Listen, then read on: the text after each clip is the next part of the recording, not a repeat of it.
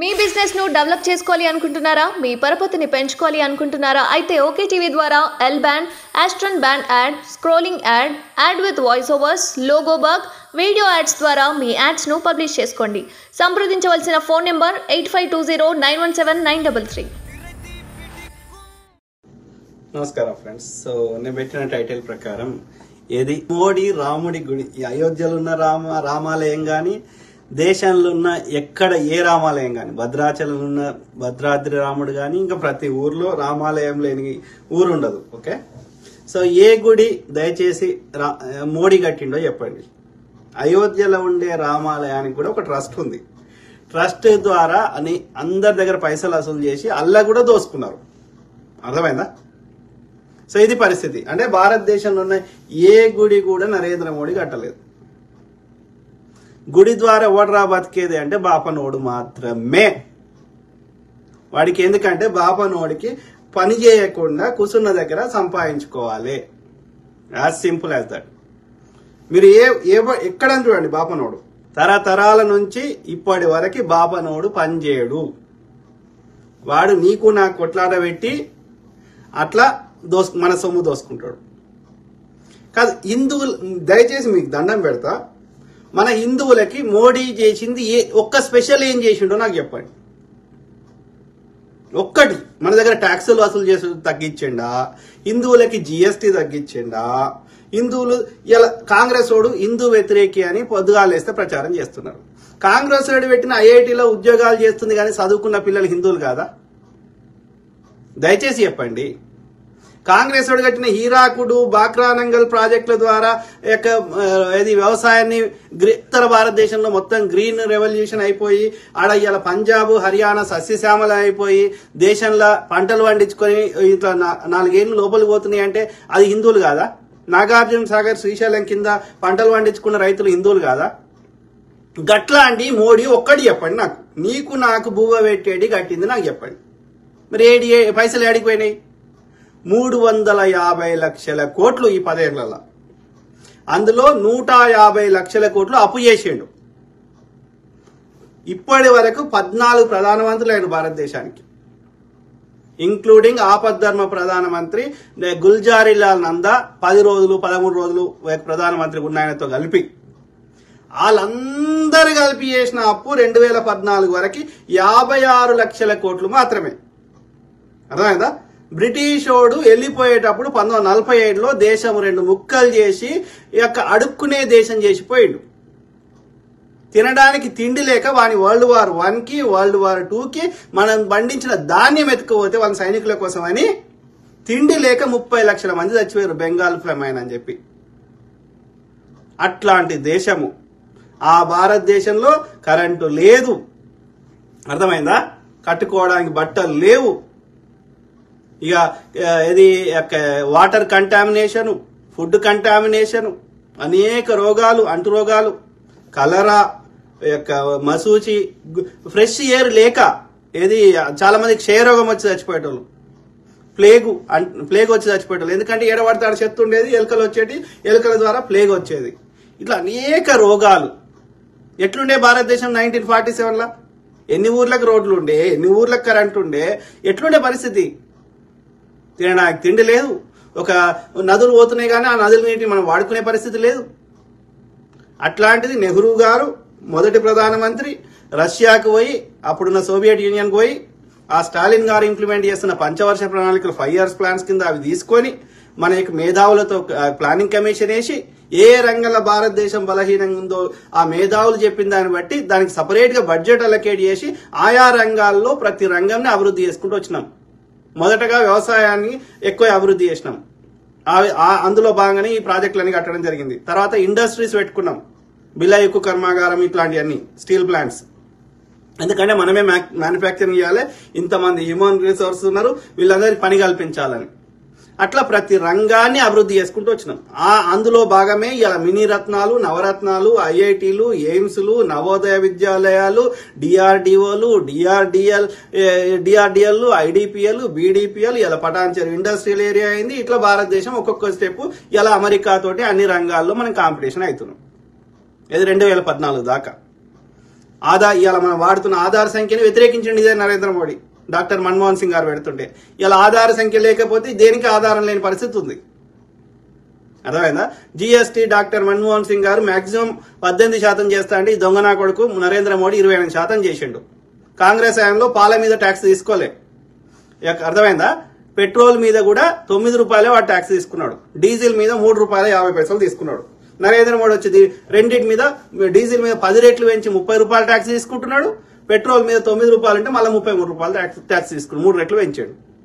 Corona సమయంలో కూడా international barrel rate $20 ఉన్నా వీడు రేటు తగ్గాలి. అదే కాంగ్రెస్ హయాంలో $100 ఉన్నా వాడు సబ్సిడీలు ఇచ్చాడు. అర్థమైందా? చెప్పండి రా అయ్యా, నరేంద్ర మోడీ మన హిందువులు కట్టిన ట్యాక్సులను ఏం చేస్తున్నాడు దయచేసి చెప్పండి. అట్లనే ఇప్పుడు అన్ని దేశాల్లో హిందువులు ఉన్నారు కదా, అది ముస్లిం దేశమైనా క్రిస్టియన్ దేశమైనా హిందువులు ఉన్నారు కదా, ఆయా దేశాల్లో వాళ్ళు గుళ్ళు కట్టుకొని ఇస్తారు కదా. మరి మన దేశంలో పుట్టిన వాళ్ళు హిందువులే కాకుండా ముస్లింస్ అయినా క్రిస్టియన్స్ అయినా ఆడిపోతారు చెప్పండి. అంటే ఆయా దేశాల్లో ఉన్న హిందువులందరినీ ఎల్లగొట్టేదాకా వీడు సతాయిస్తాడా? ఏడిపోతారు వాళ్ళు. భారతదేశంలో ఉన్న ముస్లింలకు క్రిస్టియన్లకి నరేంద్ర మోడీ ప్రధానమంత్రి కాదా? నార్త్ ఇండియాలో చదువుకోని గాడిది కొడుకులు ఉన్నారు, వాళ్ళకి పిచ్చి లేపుతా ఉన్నాడు ఈ మతం పిచ్చి. ఆ మతం పిచ్చిలో మనం ఎందుకు కొడాలరా? నా రైతు వండియకపోతే నేను ఎట్లా బతుకుతారా అయ్యా చెప్పండి. గుడితోటి ఎవరికి లాభం? బాబాలోని తప్ప ఎవరికి లాభం నాకు చెప్పుర్రి. గుడి అయినా చర్చ్ అయినా ఇంకోటైనా ఒకటి ఏంటంటే అది మానసిక ప్రశాంతత దొరుకుతుంది. నీ డే టు డే సమస్యల నుంచి ఒక దృష్టి మరలుస్తుంది. ఒక సూపర్ పవర్ ఉన్నాడు అంటే ఒక ఆత్మస్థైర్యం వస్తుంది. గంత వరకే. రాముడైనా జీసస్ అయినా ఇంకో ఆయన అయినా ప్రాఫిట్ అయినా రాడిగా వాళ్ళు మనుషులు లెక్కనే పుట్టినరు. వాళ్ళు చెప్పిన కొంతమందికి నచ్చితే వాళ్ళని గుర్తు చేసుకుంటారు, వాళ్ళ విగ్రహాలు పెట్టి మొక్కుతున్నారు. మహాత్మా గాంధీని, నెహ్రూ గారిని, అంబేద్కర్ గారికి ఎట్లయితే విగ్రహాలు పెట్టిరో అట్లనే బుద్ధుడికి, రాముడికి ఇంకో ఆయనకి పెట్టారు, కృష్ణుడికి ఇంకో ఆయనకి. ఓకే, కానీ వాళ్ళు 3000, 4000, 5000 సంవత్సరాల కింద వాళ్ళు మనుషులు. వాళ్ళ వల్ల నలుగురికి మంచి జరిగితే వాళ్ళు మొక్కు యాద్ చేసుకుంటారు, గుర్తే గంతే. కానీ మళ్ళా రాముడు వచ్చి నీ కష్టాలు తీరుస్తాడని ఎవడని చెప్తే తప్పు చెప్తున్నాడు. వాని యొక్క ఇది స్వార్థం కోసం చెప్తున్నాడు. ఈ పూజారులకి, ఈ పాస్టర్లకి, ఇమాంలకి అంత శక్తి ఉంటే నేను ఓపెన్ ఛాలెంజ్ చేస్తున్నా, వాళ్ళ రోగాలు వాళ్ళు తగ్గించుకోమనండి. వాళ్ళ పంటలు వాళ్ళు మంత్రాలు చెప్పి పండించుకోమనండి. ఒక్క సెకండ్ కోసమైనా భూమిని ఒక 2 నిమిషాలు తిరగకుండా ఆపమని చెప్పండి. నీకు అంత పవర్ ఉంది కదా. వాడికి తెల్లారేమవుతుందో వానికి తెలియదు. వానికి రోగం వస్తే వాడు డాక్టర్ దగ్గరికి వస్తాడు. వాడు నా రోగం ఎట్లా తగ్గిస్తారా? మన రోగము. రాముడు రాడు, అయిపోయింది. ఆయన ఉండే ఒకప్పుడు ఒక రాజు కొడుకు. మీరు ఈ తులసీదాస్ అనేటోడు 1100, 1200 శతాబ్దం దాకా. ఎందుకంటే అప్పుడు ఈ ముస్లింస్ ఎక్కువ మన భారతదేశంలోకి రావడం వల్ల అప్పుడున్న దండయాత్రలు, ఈ పర్షియన్స్ వీళ్ళంతా ఆఫ్ఘనిస్తాన్ నుంచి. సో వాళ్ళకి ఎందుకు వచ్చిర్రంటే వాళ్ళ సంపద కోసం వచ్చిర్రు. వచ్చినప్పుడు ఎందుకంటే ఆ పర్షియా అంతా ఈ గడ్డి మైదాన ప్రాంతాలు ఉండేటి, ఇప్పుడు కూడా అట్లే ఉన్నాయి. సో ఆ విధంగా ఇక్కడ భారతదేశం చిడియా, సోనేకి చిడియా, బంగారు పక్షి అని అక్కడ అందరూ, బ్రిటిష్ వాడైనా అదే పరిస్థితి. అందుకే వచ్చిండాడు, దోసుకోవడానికి వచ్చిండు. పోర్చుగీస్ వాడు అదే, అందరూ అదే. ఎందుకంటే మన రాజులు అంత లావిష్ లగ్జరీ లైఫ్ గడిపేవారు. సో ఆ విధంగా మన దోసుకోవడానికి వచ్చిన లేదు తప్ప. అయితే వాళ్ళ నుంచి ఈ యొక్క ఏమంటారు, మన ఈ యొక్క హిందువులు ఏడ ఇస్లాంలోకి కన్వర్ట్ అవుతారో అని చెప్పి భయపడి ఈ యొక్క రాముణ్ణి దేవుని చేసి కూర్చుండబెట్టింది తులసీదాస్ అనేట ఆయన. రామచరిత మానస్ అని రాసింది. మీరు ఒరిజినల్ వాల్మీకి రామాయణం చదవండి, ఎక్కడ కూడా రాముడు దేవుడు అని రాయలే. రాముడు ఆదర్శ పురుషుడు అన్నాడు. అది ఎందుకన్నాడు ఆదర్శ పురుషుడు అని? నిజంగా తీయండి, రామాయణం చదవండి. రాముడు ఎట్లా ఆదర్శ పురుషుడు అవుతాడు? ఆనెస్ట్ గా చెప్పండి. ఆయన తన భార్య రావణాసురుని దగ్గర ఉంటే తన అనుమానపడి తన భార్యని అగ్నిలో దుంకుమని చెప్తాడు. నేను నా ఇష్టంతో తెచ్చుకోలేదు నిన్ను, నా యొక్క నా కులం చెడ్డ పేరు వస్తుందని తెచ్చుకున్నా అంటాడు. శంభూకుడు అనేట ఆయన యొక్క శూద్రుడు. అతను ఈ యొక్క అన్నిటికీ పనికిరాడు, వేదాలకి అన్నిటికీ రాజ్యానికి అని చెప్పి అతని యొక్క శిరోముండనం చేసిండు. తపస్సు చేస్తుంటే తపస్సు చేయడానికి శూద్రుడు పనికిరాడని అతని తలకాయ కట్ చేసిండు. అట్లా చెప్పుకుంటూ పోతే రామాయణం అంతా 100 ఉన్నాయి. అర్థమైందా? నిండు ఎవడో ఏదో అన్నాడని చెప్పి ఒక సామాన్యుడు నిండు శూలాలైన గర్భవతి అయిన భార్యని అడవిలో వదిలేసి వచ్చాడు, ఒక మహర్షి దగ్గర వదిలేసి వచ్చిండు, వాల్మీకి మహర్షి దగ్గర. అట్లా నువ్వు యొక్క రాముడు అంత పవర్ఫుల్ అయితే ఒక వానరుల సహాయం లేకుండా ఒక బ్రిడ్జ్ దాటలేకపోయిండు, బ్రిడ్జ్ కట్టలేకపోయిండు. అట్లా లెక్క పెడితే చాలా ఉన్నాయి. నేను చెప్పదలుచుకున్నా అంటే రాముడు ఒక సామాన్య మనుషుడు, ఒక రాజు కొడుకు. ఎందుకు రాముడికి అంత పేరు వచ్చిందిరా అంటే మొత్తం ఈ బాపనోడు శైలి ఉన్నది రాజ్యం. బాపనోడు చెప్పినట్టుంటే వాడిని కొండెక్కి కూర్చుండబెట్టారు, వాడు చెప్పినట్టు వినకపోతే వాని చరిత్రను మీద బురదలేరు. As simple as that. బాపనోళ్ళ రాజ్యం నడుస్తుంది అప్పుడు ఇప్పుడు ఎప్పుడు గంతే. తుగ్లక్ అంటే అని మహమ్మద్ బిన్ తుగ్లక్ అంటే అని పిచ్చోడని ముద్రేసిరు బాపనోడు. చాలా తెలివి కల్లా ఆయన ముస్లింలలో. ఆ రోజులనే కరెన్సీ విధానం పెట్టిండు, ఆ రోజులనే తుగ్లకాబాద్ అని నగరం కట్టిండు, ఇలా ఓల్డ్ ఢిల్లీని. అనేక ఫోర్టులు నిర్మించిండు. తన మంగోళ్ళ నుంచి దాడులు వస్తాయి గెంగిస్ ఖాన్ నుంచి అని చెప్పి తన రాజధానిని ఇక్కడ దౌలతాబాద్ మార్చిండు. ప్రపంచం అంతా తను పరిపాలించాలనుకొని ప్రయత్నం చేసిండు. తన ఆర్మీని పెద్ద ఆర్మీని పెట్టుకొని చైనాకు పంపించిండు. అట్లనే ఇలా సౌత్ ఇండియాలో దక్షిణ భారతదేశంలో ఇస్లాం రాజ్యాలు అన్నేళ్లు పరిపాలించడానికి కారణం మహమ్మద్ బిన్ తుగ్లక్. మన వరంగల్ని కూడా ఆయన ఆక్యుపై చేసి సుల్తానాబాద్ అని ఆయన యొక్క ప్రతినిధిని పెట్టిపోయిండు. ఖిల్జీ వచ్చిండు, దండయాత్ర చేసిండు, కానీ వాడు పైసలు తీసుకుని పోయిండు, కానీ రాజ్యం ఎస్టాబ్లిష్ చేయలే. అంటే నేను ఏం చెప్తున్నా అంటే దక్షిణ భారతదేశంలో కుతుబ్ షాహీలు కానీ అసఫ్ జాహీలు కానీ లేకపోతే ఈ యొక్క బహమనీయుల సామ్రాజ్యం కర్ణాటకలో కానీ బీజాపూర్ కానీ ఇవన్నీ దక్షిణ భారతదేశంలో ఇస్లాంలో అన్ని ఏళ్లు పరిపాలించడానికి మూలకారకుడు మహమ్మద్ బిన్ తుగ్లక్. సో అత్యంత తెలివైన తుగ్లక్ ని ఎందుకు విడిపించాడు అన్నాడు. 8 ఏళ్లు దౌలతాబాద్ లో రాజ్యమేలి తనకు థ్రెట్ లేదు అనిపించినాక అప్పుడు తన యొక్క రాజధాని మళ్ళీ ఢిల్లీకి మార్చుకున్నాడు. ఇట్లా వచ్చి అట్లా పోలే, ఆడ కూడా మళ్ళీ తన ప్రతినిధిని పెట్టుకున్నాడు. అర్థమైందా? ఇది ఆడ పిచ్చోడు ఎట్లయితాడు చెప్పండి. ఎందుకు ఈ బాబాను ఆయన యొక్క నోబుల్స్ అంటారు. నోబుల్స్ అంటే రాతపూత పనిచేస్తారు, అంటే అమాత్యులు లేదా వజీర్ అన్న మంత్రి. ఓకే. సో ఈ మొఘళ్ళ కాలంలో లేకపోతే అంతకుముందు అయినా సరే పర్షియా భాష ఎక్కువ అఫీషియల్ ఉండేది. అయితే అందులో పర్షియన్లు పనిచేసేటోళ్ళు, ఈ రాతపూత పని అమాత్యుల టైపు, లేదు అంటే బాపనులు పనిచేసేటోళ్ళు. తుగ్లక్ అంటే ముందు ఏది వాళ్ళకి ఏంటంటే ట్యాక్స్ కలెక్టింగ్ సిస్టమ్ లో ఇది పంటల ద్వారానే మెయిన్ వచ్చేది. భూమి మీద నువ్వు పంట పండించుకుంటే అలా ఎంతనో 1/3, 1/6 ఒక్కొక్క రాజు ఒక్కొక్క విధంగా వసూలు చేస్తాడు. అంటే రైతుల దగ్గర పంటల మీద మెయిన్ ఇన్కమ్ ఆదాయం వచ్చేది. అది కాకుండా ఏంటంటే కొంతమంది రాజులు అన్య మతస్థుల మీద ట్యాక్స్ వేసేవారు. రాజపుత్రులు కూడా అన్య మతస్థుల మీద ట్యాక్స్ వేసారు, దాన్ని టాంకా అనేటోళ్ళు. అట్లనే ముస్లిం రాజులు అన్య మతస్థుల మీద వేసిన ట్యాక్స్ ను జిజియా అనేటోళ్ళు. అందులో ఈ బాపనోళ్ళకి ఎక్సెప్షన్ ఇచ్చారు అంతకుముందు ఉన్న ముస్లిం రాజులు. ఎందుకంటే వీళ్ళకి పవర్ఫుల్ ఉన్నారు, వీళ్ళ చేతుల్లోనే రాజ్యం ఉంది, వీడు చెప్పినట్టు వినకపోతే మనల్ని ఇబ్బంది పెడతారని ఇచ్చారు. కానీ తుగ్లక్ అంటే ఆయనకి ఏంటంటే ఆయన పాపం దురదృష్టం ఏంటంటే ఆయన పెద్ద ఆర్మీని పెట్టుకున్నాడు. ఎందుకంటే ఆయన ఆశయం ఏంటంటే ప్రపంచాన్ని జయిద్దామని. ఆయన దురదృష్టవశాత్తు అప్పుడు పంటలు వండకపోడు, ఆ పెద్ద ఆర్మీని మెయింటైన్ చేయడానికి ఆయన దగ్గర పైసలు లేని ఇబ్బంది వచ్చినప్పుడు ఏ మార్గంలో అయినా పైసలు కావాలనే ఉద్దేశంలో బాపనోళ్ళని కూడా జిజియా కట్టమన్నాడు. అది బాపనోళ్ళని నచ్చలే. ఈ బాపనోడు పగ పెట్టుకొని వాడు పిచ్చోడని ప్రచారం చేయడం స్టార్ట్ చేశాడు. ఇలా రాహుల్ గాంధీని పప్పు అని ఎట్లా ప్రచారం చేస్తున్నాడు.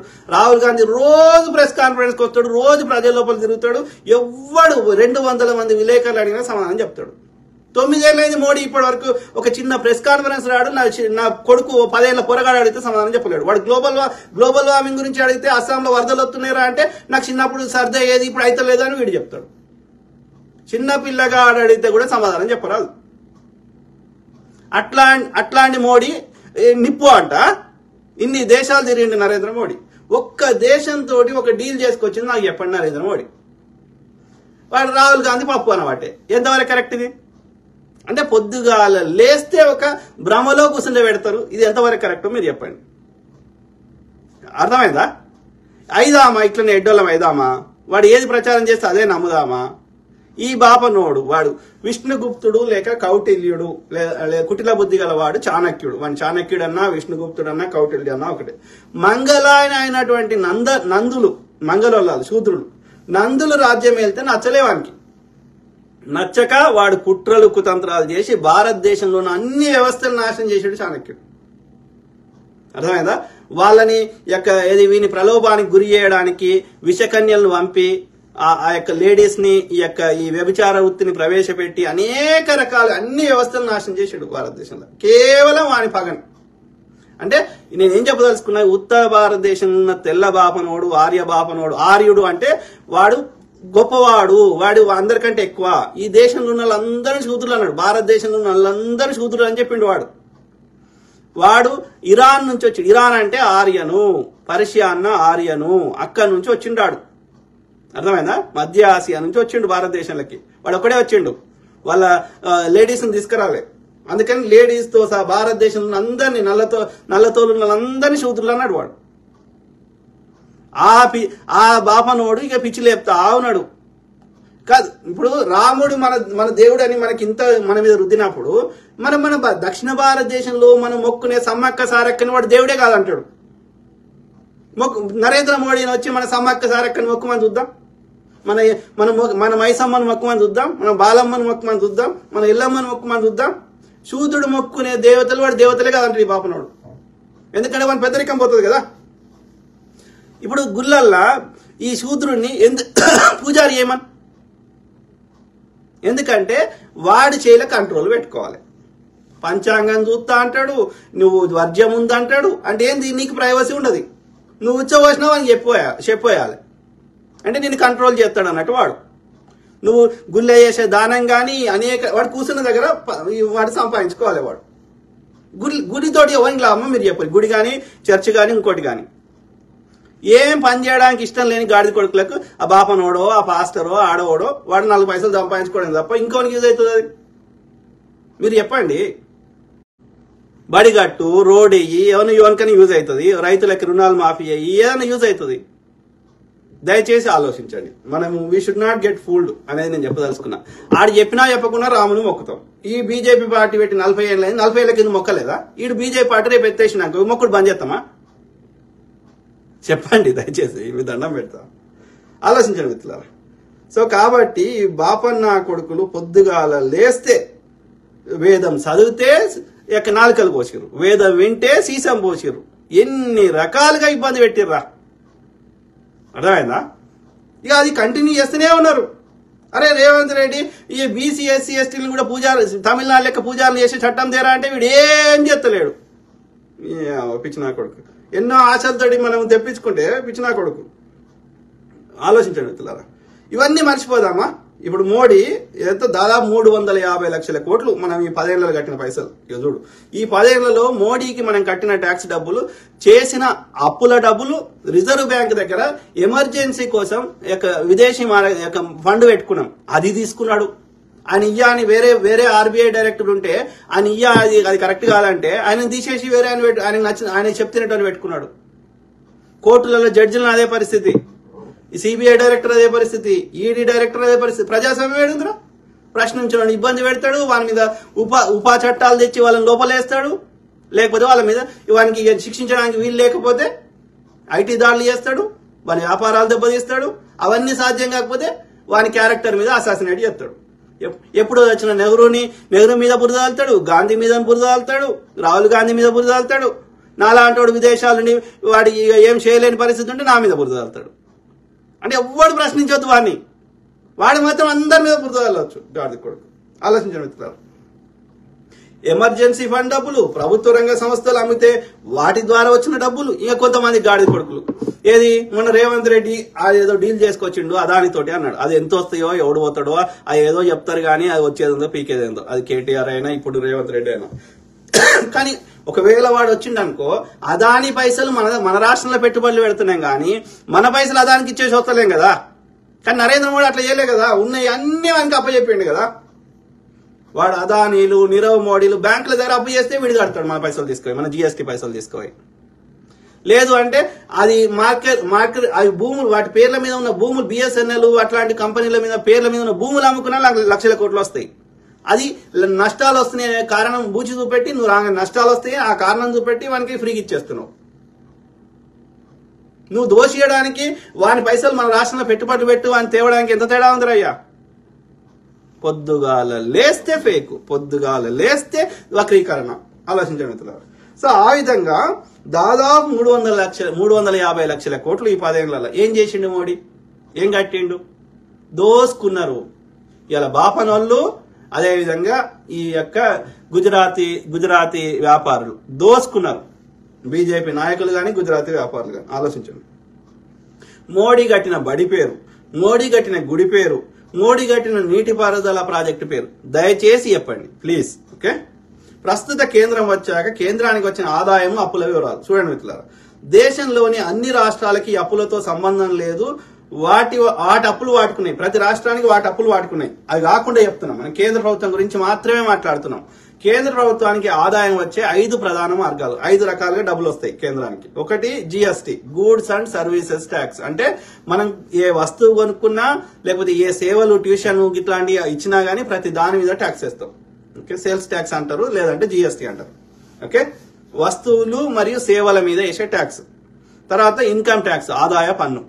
ఓకే, అందులో మనం ఒక అమౌంట్ కంటే ఎక్కువ సంపాదిస్తే మనం ట్యాక్స్ కట్టాలి. ఓకే, అంటే ఇప్పుడు ఒక ప్రభాస్ అంటేనో చిరంజీవి అంటేనో లేకపోతే పవన్ కళ్యాణ్ అంటేనో 100 కోట్లు రెమ్యూనరేషన్ తీసుకున్నాడు అనుకో, అలా 30 కోట్లు కేంద్ర ప్రభుత్వానికి ఇన్కమ్ ట్యాక్స్ కట్టాలి, ఆదాయ పన్ను. సింపుల్. ఓకే, తర్వాత ఇది కార్పొరేట్ ట్యాక్స్. కార్పొరేట్ అంటే ఒక ఇండివిజువల్ వ్యక్తి ఎట్లయితే ట్యాక్సులు కడతాడో కంపెనీలు కూడా ట్యాక్సులు కట్టాలి. ఇప్పుడు నీవు షాప్ పెట్టుకున్నావు లేకపోతే కంపెనీ పెట్టుకున్నావు, ప్రతి ఆర్గనైజేషన్ కి వాడికి వచ్చే ఆదాయంలోకి వెళ్ళి ట్యాక్స్ కట్టాలి. అది సపరేట్ ట్యాక్స్. తర్వాత నాన్ ట్యాక్స్ రెవెన్యూ అనేది ఒకటి. తర్వాత ఎక్సైజ్ సుంకం, అంటే ఎక్సైజ్ అంటే పెట్రోల్ మీద వేసేది ఎక్సైజ్ సుంకం. అట్లనే విదేశాల నుంచి ఏదైనా మనం ఇంపోర్ట్ చేసుకుంటే సీపోర్ట్ కానీ ఎయిర్పోర్ట్ ద్వారా అది వేరే ట్యాక్స్. అది కాకుండా ఈ యొక్క జిఎస్టీలో 4 రకాలు ఉంటాయి కదా. సిజిఎస్టీ కాకుండా ఇప్పుడు యూనియన్ టెరిటరీ అని ఉంది, అంటే కేంద్ర పాలిత ప్రాంతాల్లో వచ్చే 100% ట్యాక్స్ కేంద్రమే తీసుకుంటుంది. అది కాకుండా ఒక రాష్ట్రంలో తయారైన వస్తువులు ఇంకో రాష్ట్రంలో అమ్ముతుంటే ఆ 2 రాష్ట్రాల మధ్యలో ఉండేది ఇంటర్ స్టేట్ అంటారు. అంతర్రాష్ట్ర సరిహద్దులో వసూలు చేసేది కూడా కేంద్రమే తీసుకుంటుంది. ఇట్లా అనేక రకాల ట్యాక్సులు మన దగ్గర నుంచి వసూలు చేస్తున్నారు. ఓకే, సో అందులో జిఎస్టీ 2015 నుంచి మొదలైంది. అంతకుముందు సెంట్రల్ సర్వీస్ ట్యాక్స్, తర్వాత స్టేట్ సర్వీస్ ట్యాక్స్ అని విడివిడిగా ఉండేది. అవి 2 కలిపి జిఎస్టీ అంటారు. జిఎస్టీ వసూలు చేసినాక రాష్ట్రంది అదే స్టేట్ సర్వీస్ ట్యాక్స్ అనేది రాష్ట్ర పోర్షన్ రాష్ట్రానికి ఇస్తారు, మిగిలింది కేంద్రం దగ్గర ఉంటుంది. ఓకే, ఆ విధంగా 2014-15 నుంచి ఇప్పటి వరకు ప్రతి సంవత్సరం 2014 నుంచి 15లో 5 1 10 100 1000 10,000 5,45,680 కోట్లు వసూలు చేశారు ఒక సంవత్సరం. ఓకే, ఫస్ట్ లో 14లో. 15లో వచ్చేసి 7 లక్షల కోట్లు. ఇంకా పైన చెప్తలేను ఎగ్జాక్ట్ డీటెయిల్. 7,08,013 కోట్లు. అట్లా ఇది 16లో 8,66,000 కోట్లు. తర్వాత ఇది 2017లో 7,19,000 కోట్లు. తర్వాత 2018లో 11,77,000 కోట్లు. 2019లో 12,22,000 కోట్లు. 2020లో ఇది 11,36,000 కోట్లు. 2021-22లో 15,46,000 కోట్లు. అట్లనే 22-23లో కూడా ఇది 16-17 లక్షల కోట్లు. అర్థమైందా? అంటే మొత్తం ఎంత? 1 10 100 1000 10,000 లక్ష 10 లక్షలు 79 లక్షల కోట్లు. ఇది ఒక్క జిఎస్టీ మాత్రమే. తర్వాత ఇన్కమ్ ట్యాక్స్, కార్పొరేట్ ట్యాక్స్, దాన్ని డైరెక్ట్ ట్యాక్స్ అంటారు. జిఎస్టీ అనేది ఇండైరెక్ట్ ట్యాక్స్. ఇండైరెక్ట్ ట్యాక్స్ అంటే వ్యాపారులకు మనం కడితే వ్యాపారుల దగ్గర వాడు వసూలు చెప్తారు. అట్లా ద్వారా మనకి కేంద్రానికి వచ్చింది ఎంత? 1 10 100 1000 10,000 లక్ష. 2014-15లో 6,95,000 కోట్లు. అట్లా 16లో 7,41,000 కోట్లు. ఇదేంటిది? Income tax, corporate tax. Okay, 2016లో 8,49,000 కోట్లు. 17లో 10,00,000 కోట్లు, 10 లక్షల కోట్లు. 2018లో 11,36,000 కోట్లు. 2019లో 11,70,000 కోట్లు. 2020లో 13,19,000 కోట్లు, 2021లో 16,36,000 కోట్లు, అట్లనే 2023లో 18 లక్షల కోట్లు మినిమం. అంటే ఎంత? 8 ఒకట్లు 10 100 1000 10,000 లక్ష 10 అంటే 85 లక్షల కోట్ల ఏది income tax and corporate tax. ఇవి కాకుండా గత 8 ఏళ్లలో పెట్రోలియం మీద వసూలు చేసిన ట్యాక్స్ సుమారు 26 లక్షల కోట్లు. అర్థమైందా? గత 8 ఏళ్లలో కేంద్ర ప్రభుత్వం ఆస్తులు అమ్మడం ద్వారా వచ్చిన ఏది 3,52,000 కోట్లు, మొత్తం 6 లక్షల కోట్లు అని. ఎందుకంటే దాని యాక్చువల్ విలువ 100 లక్షల కోట్లు, కానీ వాళ్ళ దోస్తులకు ఆల్మోస్ట్ ఫ్రీగా ఇచ్చేస్తున్నాడు. అది గుజరాతీ వ్యాపారులకి. వచ్చే 4 ఏళ్లలో అమ్మాలనుకున్న ప్రభుత్వ ఆస్తుల విలువ 6 లక్షల కోట్లు. వీటితో పాటు గత 8 ఏళ్లలో కేంద్ర ప్రభుత్వం చేసిన అప్పు 101 లక్షల కోట్లు. ఇది 8 ఏళ్లకే చెప్పిండు. ఇంకా 2 ఏళ్ళు యాడ్ చేస్తే ఇంకో 50 లక్షల కోట్లు అవుతాయి. అంటే మొత్తం 300 లక్షల కోట్లు అప్పుడు ఇంకో 50 లక్షల కోట్లు, అంటే 350 లక్షల కోట్ల డబ్బులు నరేంద్ర మోడీ ఏం చేసిండు? రామాలయం కట్టడానికి వాడిండా? చెప్పండి దయచేసి. రాముడికి నరేంద్ర మోడీ ఒక సిల్లు గవ్వియాలి కేంద్ర ప్రభుత్వం నుంచి. అర్థమైందా? ఏం చేసి ఇవి ఇవి అడగాలి కదా మనం. వీటి నుంచి దృష్టి మరల్చడానికి రాముని ఎత్తుకున్నా అంటే కరెక్టా? చెప్పండి మిత్రులారా దయచేసి. ఓకే, సో అట్లనే ఈ యొక్క హిందుత్వంలో ఈ బాపనోడు ఎన్నో మూఢాచారాలు ఉండే అవన్నీ రూపం అవడానికి ఎంతో కష్టపడాల్సి వచ్చింది. అట్లనే కేంద్ర ప్రభుత్వంలో అన్ని కీలక స్థానాలు బీజేపీలు ఉన్నాయి, ఆర్ఎస్ఎస్ అన్ని కీలక స్థానాలు బాపన వాళ్ళే ఉన్నారు. ఇక ఎంతమంది పేరు అంత బాపన వాళ్ళే ఉన్నారు. ఫాస్ట్ మోహన్ భగవత్, నితిన్ గడ్కరీ, సుష్మా స్వరాజ్, అరుణ్ జైట్లీ, ప్రకాష్ జవదేకర్, రవిశంకర్ ప్రసాద్, సురేష్ ప్రభు, స్మృతి ఇరానీ, మనోహర్ పారేకర్, కల్రాజ్ మిశ్రా, మనోజ్ తివారీ, సుధాంశు త్రివేది, సంబిత్ పాత్ర, శ్రీకాంత్ శర్మ, కిషోర్ ఉపాధ్యాయ, దేవేంద్ర ఫడ్నవీస్, రఘువర్ దాస్, జయంతి నటరాజన్, నృపేంద్ర మిశ్రా, ముకుల్ రోహతి, మేనకా గాంధీ, డాక్టర్ మహేష్ శర్మ, బాబిలోన్ సుప్రియో, బిపిన్ రావత్, ఇట్లా ఎంతమంది ఉన్నారు చూడు. అదే మరి బీసీ ఎస్సీ ఎస్టీలో ఉన్నాడా? లేడు. ఇక పద్మభూషణ్లు పద్మవిభూషణ్ రజత్ శర్మ, అనుపమ్ ఖేర్, ఉదిత్ నారాయణ్, సుధీందర్ మేమన్, శ్రీ రవిశంకర్ ప్రసాద్, యామిని కృష్ణమూర్తి, దీక్షిత్ అవినీష్, అశ్విని తివారీ అంతా బాపనలే, మధుర్ భండార్కర్ ఇంకా చూడు. ఇట్లా అదే బీసీ ఎస్సీ ఎస్టీలు ఎక్కడా లేరు. న్యాయవాదులు లేరు ప్రధానమంత్రి కార్యాలయంలో. ఇక చూడు ఇది ప్రెసిడెంట్ సెక్రటరియట్ లో మొత్తం పోస్టులు 49, అందులో 45 బ్రాహ్మణులు, ఎస్సీ ఎస్టీ 4, ఓబీసీ 0. అట్లా నువ్వు ఏ శాఖను తీసుకో అంత బాపనోళ్ళే. అర్థమైందా? ఇక చూడు ఇది రక్షణ మంత్రిత్వ శాఖలో మొత్తం పోస్టులు 1379, అందులో 1331 బ్రాహ్మణులు, ఎస్సీ ఎస్టీ 48, ఓబీసీ 0. అట్లా నువ్వు ఏ శాఖను తీసుకో. నేను ఇక లెంత్ అవుతుందని అన్ని చదువుతలేను కానీ బట్ నువ్వు ఏ శాఖను తీసుకో. హైకోర్టు న్యాయమూర్తులు 330, అందులో 326 మంది బ్రాహ్మణులు, ఎస్సీ ఎస్టీ 4, ఓబీసీ 0. ఇక వాడు బీసీఏ కాదు, వాడు బనియా. వాడు గుజరాతీ ముఖ్యమంత్రి ఉన్నాడు, బీసీ అని అట్లా రాసుకున్నాడు. ఇక ఎవరికి వాడు న్యాయం చేసింది? మరి మన తెలంగాణలో వస్తే బీసీని ముఖ్యమంత్రి చేస్తాను, మరి రాజస్థాన్లో వచ్చిండు కదా, బీసీని చేసిండా? చేయలే, బాపనోని చేసిండు. అస్సాంలో బీసీని చేసిండా? బాపనోని చేసిండు. చెప్పండి. అంటే మన చెప్పే మాటలు చేతలు కలవాలి కదా, దయచేసి ఆలోచించండి. ఓకే, అట్లనే ఇక మోడీ హిందూ ద్రోహి హిందువులను కోలుకోనేంతగా నాశనం చేసిండు. మోడీకి కావాల్సింది హిందువుల ఓట్లు మాత్రమే. ఎందుకు మోడీ హిందువులకు చేసిన మేలు ఏంటి చెప్పండి మిత్రుల. బ్రిటిష్ వాడి బూట్లు నాకిన సావర్కర్ నాస్తికుడు, బీఫ్ తినేవాడు. భారతదేశంలోని అన్ని బీఫ్ ఎక్స్పోర్ట్ కంపెనీలన్నీ బాపనలే. ఓకే, గడిచిన 9 ఏళ్లలో హిందువులను పేదోళ్ళని చేసిండు మోడీ. కరోనాను సరిగ్గా హ్యాండిల్ చేయక కోట్లాది మంది హిందువులను వాళ్ళు సావడానికి కారణమైన మోడీ. రెమెడీస్ వేర్ పేరు మీద 30,000 రూపాయలు ఒక్కొక్క దగ్గర దోసుకున్నాడు మోడీ. ఆక్సిజన్ సిలిండర్ సప్లై చేయలేదు మోడీ కదా. వాళ్ళని ఉన్న దగ్గర తిండి పెట్టలేదు, వాళ్ళని కరెక్ట్ గా వాళ్ళు ఉన్న దగ్గర పంపించకుండా డైలీ వేజ్ వర్కర్స్ ని చంపింది మోడీ. అర్థమైందా? చదువుకోని మోడీ సపోర్ట్లు కొట్టు తాళీ కొట్టు అని కరోనా వ్యాధిని ఇంకా వ్యాప్తి చేసి కోట్లాది మంది హిందువులకు కారణమయ్యాడు మోడీ. హిందువులను కాలినడక నడిపించి పచ్చి బాలింతరాలతో సహా కోట్లాది మంది హిందువులను పొట్టన పెట్టుకున్నాడు మోడీ. ఆనందయ మందును ఆపు చేయించి హిందువుల చావులకు కారణమయ్యాడు మోడీ.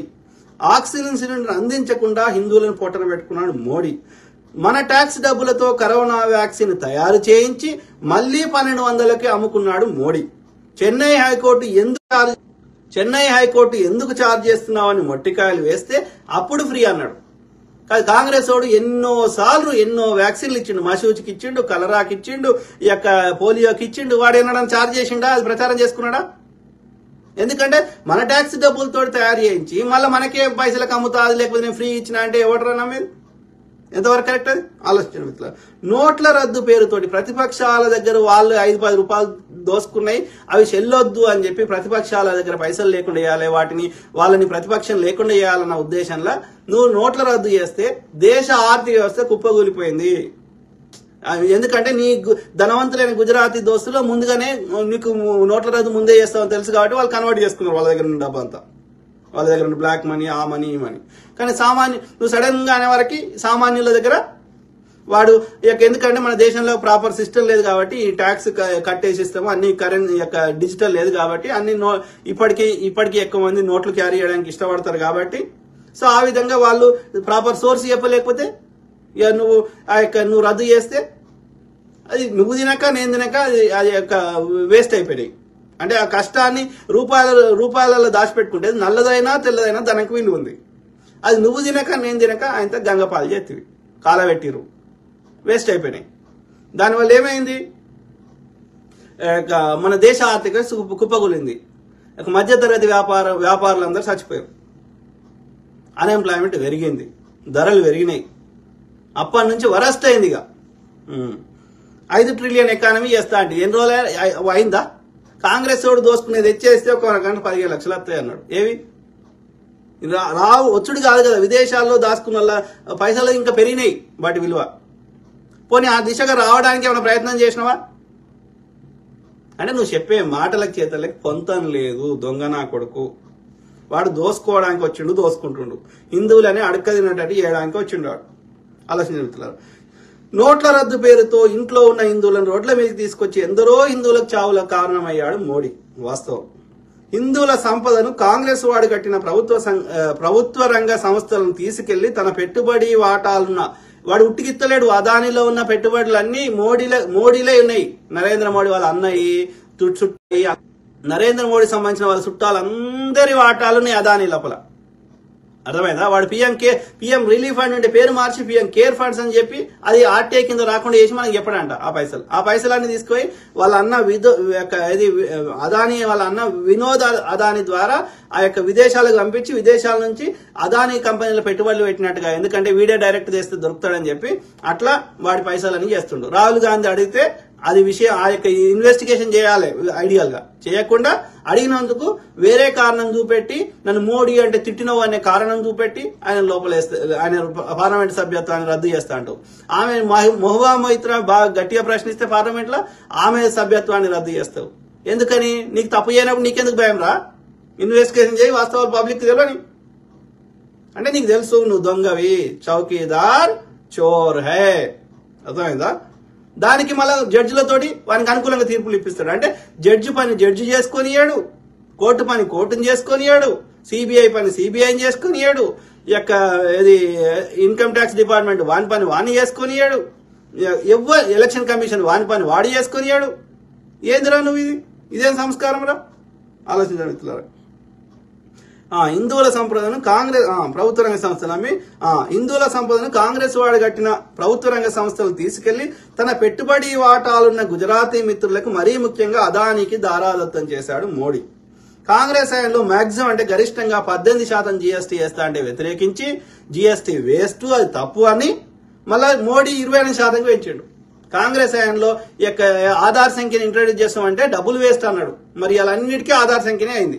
కాంగ్రెస్ హయాంలో ఫారిన్ డైరెక్ట్ ఇన్వెస్ట్మెంట్ FDI వద్దన్నాడు, అని 50% ఎడుతా అన్నాడు మన్మోహన్ సింగ్ గారు. మరి వీడు 100% చేసిండు మోడీ. అంటే వాడు చెప్పే మాటలకి చేతనలకి పొంతనుందా?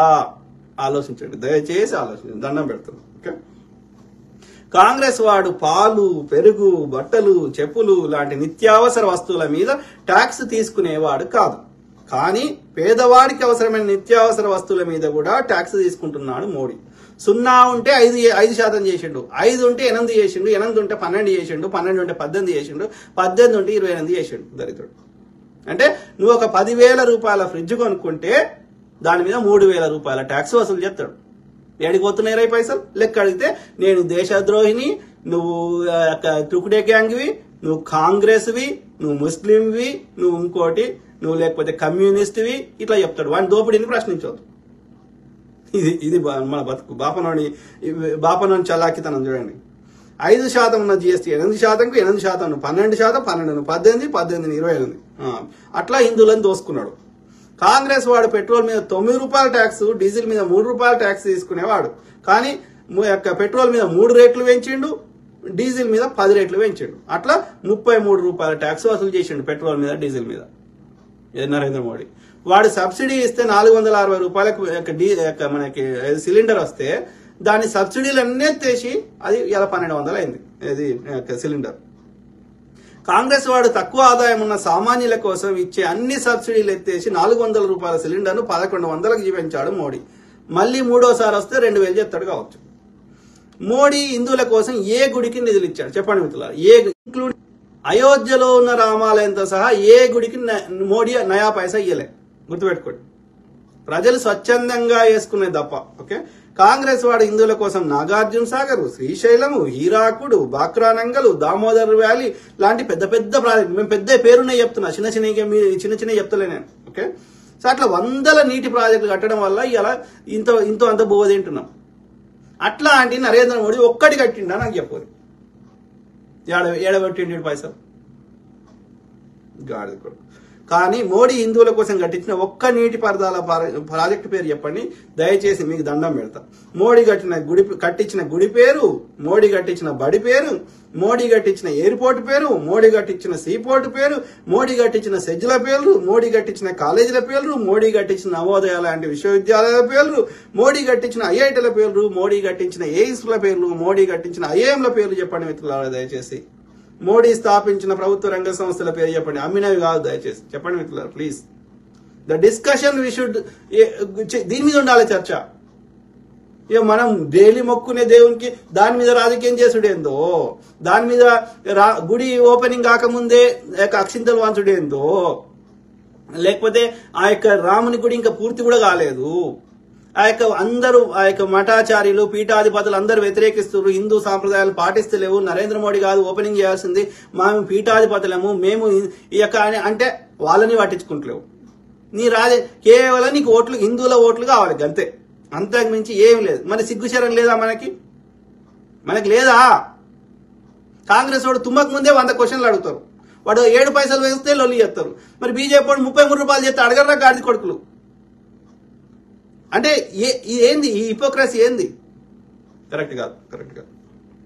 మోడీ అధికారంలోకి వచ్చిన తర్వాత విదేశీ బ్యాంకుల్లో దాచుకున్న భారతీయుల నల్లధనం పెరిగింది కానీ తగ్గలేదు. తప్పే, ఎవరు చేసినా తప్పే.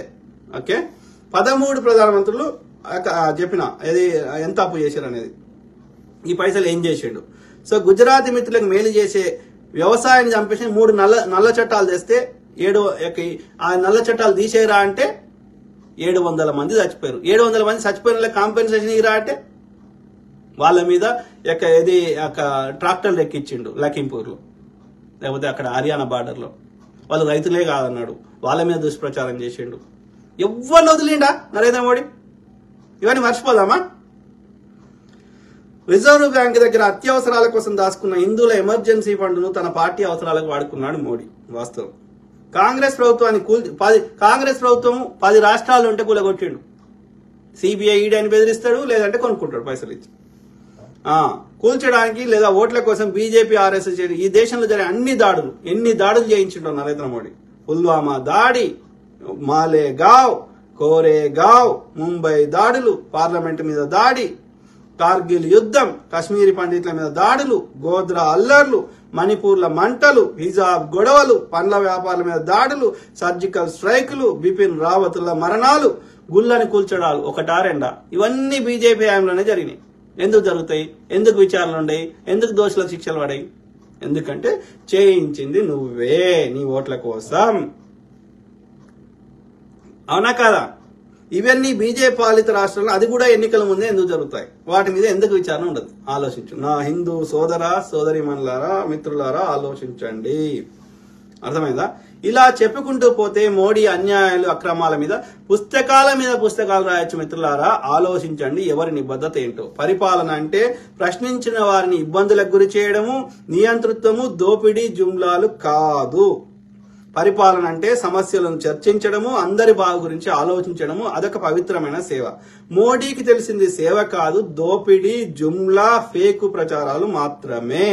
మేలుకో భారతీయుడా, మేలుకో, నిజంలో బ్రతుకుదాం. బ్రిటిష్ అంటే బీజేపీ అంటే బ్రిటిష్ వారి బూట్లు నాకిన పార్టీ. బీజేపీ అంటే భ్రష్టాచార జనతా పార్టీ. బీజేపీ అంటే భారతీయ జూటా పార్టీ. బీజేపీ అంటే అబద్ధాల ఫ్యాక్టరీ. బీజేపీ అంటే ఫేకుల పార్టీ. బీజేపీ అంటే అదానీల పార్టీ. బీజేపీ అంటే ఆర్యబాపన జనతా పార్టీ. ఆలోచించండి మిత్రులారా. ఓకే, बीजेपी को हटाओ, लूट को हटाओ, बीजेपी को हटाओ, फेक को हटाओ, बीजेपी को हटाओ, देश को बचाओ. मित्रों, మేలుకో భారతీయుడా, మేలుకో, నిన్ను నీవు కాపాడుకో, ఈ దేశాన్ని కాపాడు. భారత్ మాతాకి జై. జై హింద్, జై శ్రీరామ్, జై శివ, జై శక్తి. ఓకే, సో ఇంకా చాలా ఉన్నాయి కానీ బట్ మీ కామెంట్ చెప్పండి మిత్రులారా. నేను చెప్పిన దానిలో మేక్ సెన్స్ ఉందా లేదా? ఓకే, ఈ మతం పిచ్చి లేపుతా అంటే కాదు, మనం ఎట్లయినా మొక్కుంటాం కదా. మోడీ చెప్పితే మొక్కుతున్నామా? మోడీ వద్దంటే బంద్ చేస్తామా? రేపు బీజేపీ పార్టీ ఎత్తేసారు, మనం రాముని మొక్కుడు బంద్ చేస్తామా? ఇలా తిరుపతి గుడికి ఈయన మోడీ చెప్తే మొక్కుతున్నామా? మేము వద్దంటే ఊరుకుంటామా? ఏ గుడైనా అంటే నేను ఏమంటున్నా అంటే, నీకు పరిపాలన కూర్చుండే పెట్టినాము, నేను ప్రధాని కూర్చుండే పెట్టినాము, మేము ట్యాక్సీలు కడుతున్నాము, వాటికి లెక్క చెప్పు. అందరి యోగక్షేమాలు చూడు, వాళ్ళకేమైనా పనికొచ్చే మాకు మా ట్యాక్సీలకు లెక్క చెప్పు, మాకేమైనా పనికొచ్చేది చేయరాయ్యా. నీకు మతంతో నీకు గుడికి చుట్టూ ఈ మతం నీకెందుకు అంటున్నా? వాళ్ళు చేసుకుంటారు కదా. ప్రతి మతంలో ఆ మతానికి సంబంధించిన వాళ్ళు ఉన్నారు కదా. హిందుత్వంలో పూజారులు ఉన్నారు, బాపనోళ్ళు ఉన్నారు, తర్వాత మఠాధిపతులు ఉన్నారు, పీఠాధిపతులు ఉన్నారు. వాళ్ళ పని అది కదా. వాళ్ళు పొద్దుగాలైతే దాని మీద బతుకుతారు కదా. అట్లనే క్రిస్టియానిటీకి వాళ్ళ పాస్టర్లు, బిషప్లు వాళ్ళు ఉన్నారు. అట్లనే ఇస్లాంలో వాళ్ళ ఇమాంలు ఇంకోరు ఉన్నారు, వాళ్ళ యొక్క మత పెద్దలు. వాళ్ళ పని అది కదా. వాళ్ళ మతాన్ని కాపాడుకుంటారు, వాళ్ళ మతాన్ని ప్రచారం చేసుకుంటారు. నీకు ప్రధానమంత్రికి నీకేం పని కావన్నీటితోటి? నువ్వు చేయాల్సింది పరిపాలన. భారతదేశంలో ఉన్న ప్రతి పౌరుణ్ణి కాపాడాల్సింది ప్రతి పౌరుడు, అది ఏ మతమైనా కులమైనా. భారత రాజ్యాంగం ప్రకారం అన్ని కులాలకి, అన్ని మతాలకి, అందరి భారతీయుల యోగక్షేమాలు పట్టించుకోవాల్సిన అవసరం ఉంది. ముస్లిం అయినా, సిక్ అయినా, ఇసాయి అయినా వాళ్ళందరూ భారతీయులే కదరా. వాళ్ళు కూడా ట్యాక్సులు కడుతున్నారు, వాళ్ళు కూడా భారతదేశ చట్టాలు పాటిస్తారు. ఇవాళ ఆర్మీలో మోర్ దాన్ 50 or 60%. నీ గుజరాత్ వాడు కూడా ఆర్మీలో లేడు, కానీ పంజాబ్ లో మొత్తం వాళ్ళంతా ఆర్మీలో ఉన్నారు సిక్కులు. వాళ్ళు హిందువులు కాదని వెళ్ళకూడదామా? మన భారతదేశంలో పెట్రోల్, డీజిల్ అన్ని ముస్లిం దేశాల నుంచి వస్తున్నాయి, వదిలేద్దామా? ఎట్లా ఏం మాట్లాడతాడు? ఎందుకు పొద్దుగాలేస్తే ఈ పిచ్చి లేపుతా ఈ యొక్క ఒక తప్పుడు ఒక ఫాల్స్ ప్రాపగండాల ప్రజల్ని హిట్లర్ గాడు ఎట్లయితే జర్మనీ వాడు ఏమన్నాడు? హిట్లరు జర్మనీకి వాడు అంతకుముందున పుస్తకాలు చింపిండు, చరిత్రను చింపేసి వానికి ఒక ప్రాపగండ చేయడానికి, దుష్ప్రచారం చేయడానికి ఒక మంత్రిని పెట్టుకొని నీకు ఏం చేసినా దేశం కోసం, ధర్మం కోసం అన్నాడు వాడు. అని జర్మనీని మొత్తం సంకనాకిచ్చిండు. నాశనం అయిపోయింది సెకండ్ వరల్డ్ వార్ తర్వాత. మొత్తం వాళ్ళ దేశ జనాభా చచ్చిపోయారు, ఆస్తులు పోయినాయి, అన్ని పోయినాయి. జర్మనీని ముక్కలు చేసి అన్ని దేశాలు పంచుకున్నాయి. వీడు కూడా అదే చేస్తున్నాడు. వాడు షెడ్ వేసుకుంటాడు, వీడు షెడ్ వేసుకుంటాడు. ఏం చేసినా దేశం కోసం, ధర్మం కోసం అంటుండు. మరి ఏం చేసినవరా చెప్పురా అంటే అగో సర్జికల్ స్ట్రైక్స్ అంటాడు, ఆడు బిపిన్ రావత్ అంటాడు, లేకపోతే ఇప్పుడు రాముడు అంటాడు. సర్జికల్ స్ట్రైక్స్ చేస్తే అసలు ఎన్నికల ముందు ఎందుకు వస్తుంది? ఫస్ట్ థింగ్ అది. మరి మాకు వీడియో పంపిరా, వీడియో షేర్ చేయరా అంటే మేఘాలు అడ్డం వచ్చినాయంట. వీడియో తీయడానికి మేఘాలు అడ్డం వస్తే బాంబులు వేయడానికి మేఘాలు అడ్డం రావా? మీరు చెప్పరు. ఎందుకు ప్రెస్ కాన్ఫరెన్స్ రాడు మోడీ చెప్పరు. పాకిస్తాన్ వాడు రిలీజ్ చేసిండు, రిలీజ్ చేసి వచ్చిర్రు. వాళ్ళ యొక్క ఆర్మీ వాళ్ళకి తెలిసిపోయింది ఇట్లా వస్తున్నారని. వాళ్ళు అలర్ట్ కాగానే వీళ్ళు వెనక్కి వచ్చేసారు. ఆ వచ్చే క్రమంలో మనదే ఒక ఫ్లైట్ పడ్డది. వాడిని ఇడిపించడానికి ట్రంప్ ఫోన్ చేసి వాడిని చెప్తే వాడిని ఇడిపించారు. ఇది పరిస్థితి, ఇది వాస్తవం. వీడేదో చేసిండా అని చెప్తే మనం నమ్మాలి. ఆలోచించాలి. వాడు ఏడో చదివినవరా అంటే వాడి డిగ్రీలు ఫేక్. వాడు ఛాయ్ అమ్మినప్పుడు అక్కడ రైల్వే స్టేషనే లేదు. గూడ్స్ రైల్ స్టేషన్ వడోదరలో. అది ప్యాసింజర్ ట్రైన్ కాదు. ఆడవీడు ఛాయ్ అమ్మినా అని చెప్పబట్టే, కింద బురద గుంటలకి వెళ్ళి వాడు గ్యాస్ తీసిన అని చెప్పబట్టే. అంటే వాడికి ఏం మాట్లాడతాడో ఏం తెలియదు. ఎవడో ఎక్కడో రాసిస్తే స్క్రిప్ట్ రాసిస్తే చదువుతాడు, వాడు ఓన్ గా మాట్లాడలేడు. ఇది పరిస్థితి. అట్లాంటి అన్పాడ్ గవాన్ని తీసుకొచ్చి గడ కూర్చొని పెట్టి ఇవాళ మనం ఏదో ఎక్స్పెక్ట్ చేయడం తప్పు. కాబట్టి ఆలోచించండి, దయచేసి ఆలోచించండి. నేను కాంగ్రెస్ పర్ఫెక్ట్ అంటలేను, కానీ అట్లీస్ట్ ఇవాళ స్వతంత్రం వచ్చినాక కనుక కట్టబడ్డాయి అంటే ఆ కాంగ్రెస్ వాడే కట్టాడు. వాడితో కొట్లాడి చేయించుకునే ప్రయత్నం చేద్దాం. వాడు కూడా చేయకపోతే మనమే కొత్త పార్టీ పెట్టుకోవాల్సిన పరిస్థితి వస్తుందేమో చూద్దాం ఫ్యూచర్ లో. ఓకే, సో మాట్లాడుతూనే ఉంటా మిత్రులారా, ప్రతి అంశం మీద అవగాహన చేయడానికి ట్రై చేస్తా. అదేవిధంగా నేనేమి ప్రొఫెసర్ నాగేశ్వరరావు లెక్క, తులసి గారు లెక్క, ఇంకోరు లెక్క నేనేమి జ్ఞానం పంచడానికి వస్తలేను.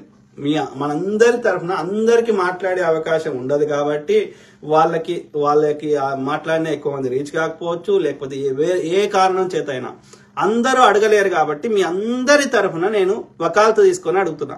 మీ అందరి తరఫున మీ అందరికి వాయిస్ ఇస్తున్నా. I'm giving voice for voiceless. నేను వ్యూస్ కోసమో లేకపోతే యూట్యూబ్ లో పైసలు సంపాదించడానికో నేను మాట్లాడతలేను. నేను మాట్లాడుతుంది అందరూ మాట్లాడుకోలేరు కాబట్టి మీ తరఫున వాయిస్ ఇస్తున్నా. ఇచ్చేటప్పుడు, ప్రశ్నించేటప్పుడు ఆ భావోద్వేగంలా, ఆవేశంలా, ఆ సిచ్యువేషన్ బట్టి మాట్లాడాల్సి వస్తుంది. అంతేగాని నేను ప్రొఫెసర్ నాగేశ్వర లెక్క నేను పాఠం చెప్పడానికి వస్తలేను. నేను ప్రొఫెసర్ని కాదు. అట్లా చెప్పాలనుకుంటే నేను రోజు 3 వీడియోలు 5 నిమిషాలు 10 నిమిషాలు తీసుకొని పెట్టుకుంటా. అట్లా నాకు పైసలు వస్తాయి యూట్యూబ్ లో. కానీ నా ఇంటెన్షన్ అది కాదు. నేను మీ అందరి తరఫున వాయిస్ ఇస్తున్నా. మిమ్మల్ని ఆడ మాట్లాడనిత్తలేరు, ఆడ ప్రశ్నిస్తే ఇబ్బంది పెడతారు కాబట్టి నేను నాకు వీలైన కాడికి మీ అందరి తరఫున వాయిస్ ఇస్తున్నా. అంతే. ఏ ప్రభుత్వంలో ప్రశ్నిస్తా. ఈడని కాదు, బీజేపీ అని కాదు. కేసీఆర్ ఉన్నప్పుడు ప్రశ్నించినాం. ఇప్పుడు రేవంత్ రెడ్డిని కూడా చూస్తున్నాం, అని కూడా ప్రశ్నిస్తాం. ఆల్రెడీ ప్రశ్నిస్తున్నా, ఇంకా ప్రశ్నిస్తాం. ఎండ్ ఆఫ్ ద డే 5-10 రూపాయలు తింటే మాకు బాధ అయితే లేదు. కానీ ప్రజలు బాగుపడాలి. నా కొడుకుని, నా బిడ్డను అమెరికాకు పంపుతా అంటావు, కానీ అమెరికా లెక్క నా దేశం చేసుకుంటా అనేది సిగ్గుశరం ఎందుకు లేదు? పైసలు లేవా మన దేశంలో? మస్తు పైసలు ఉన్నాయి. కానీ కొద్ది మంది దోసుకుంటారు. సేవ చేస్తాను వస్తున్నారు, దోసుకుంటారు. అది కరెక్ట్ కాదురా అని చెప్తున్నాం. అంతే. మీ తరఫున వాయిస్ ఇస్తూనే ఉంటా. ఓకే, ఎవడేమనుకున్నా సరే. అర్థమైందా? వాడు బురదలతో చల్లుకొని నిజంగా వాడు చెప్పిన బాపనోడు చెప్పిందే కరెక్ట్ అయితే, వాడు చెప్పిన కర్మ సిద్ధాంతము, పాపము, పుణ్యం కరెక్ట్ అయితే వానికే తగులుతుంది. ఎందుకంటే దేవుని పేరు మీద కూడా వాడు దోసుకుంటే, అబద్ధాలు ప్రచారం చేస్తే వాడే నాశనం అవుతాడు. ఓకే, ఐ కీప్ టాకింగ్, మాట్లాడుతూనే ఉంటా. గాడ్ బ్లెస్ ఆల్, సర్వే జన సుఖినో భవంతు. Okay, take care, good night, bye. I know ఇది చాలా లేట్ అయింది, కానీ ఏం చేయాలి? నాకు పొద్దుగాలు లేస్తే వేరే ఫోన్ కాళ్ళు, వేరే కారణాల చేత లేట్ అయిపోయింది. So that's okay. నేనేమనుకుంటా అంటే నాకు వీలైనప్పుడు నేను మాట్లాడుతున్నా, వాళ్ళకి వీలైనప్పుడు వాళ్ళు చూస్తారు. సింపుల్. నేను చాలా సార్లు చూసినా, నేను ఎప్పుడు మాట్లాడినా సరే వాళ్ళు తెల్లారో మర్నాడో చూస్తుర్రు, వాళ్ళ ఛానల్లో పెట్టుకుంటుర్రు. ఆ విధంగా మన మెసేజ్ చాలా మందికి రీచ్ అవుతుంది.